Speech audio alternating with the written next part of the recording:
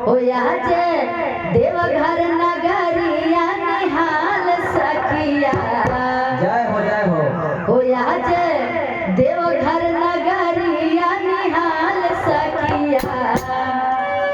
ए गुरु बहिना ई देखिए ये हमारे गुरु बहिना लोग का सही प्यार दुलार आशीर्वाद मिलेला तो बड़ा आनंद आवेला।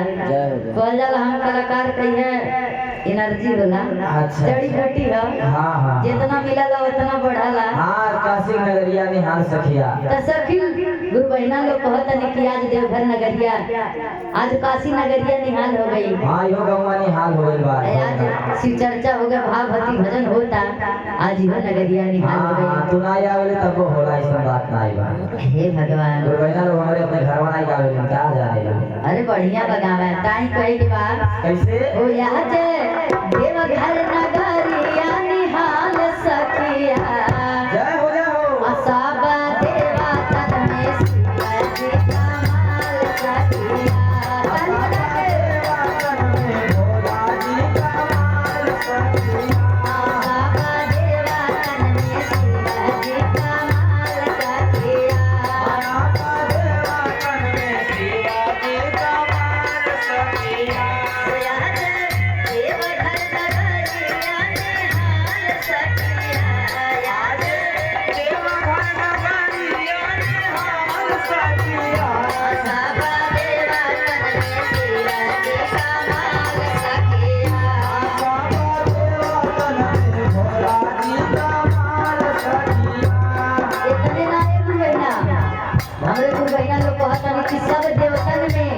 हमरे भोले बउरावा कमाल के हुआ। कैसे हो काहे कमाल के हुआ कि देखा गया आप 36 करोड़ देवी देवता लोग ना।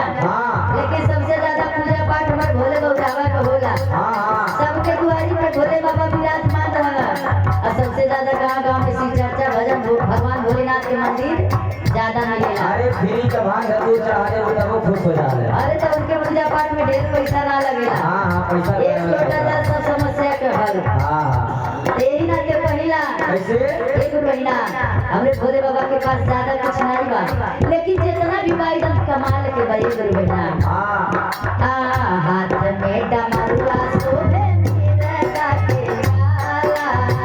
हाथ में डमरुआ शोभे मिर्गा के छाला।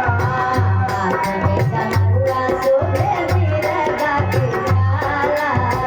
हाथ में डमरुआ शोभे मिर्गा के छाला।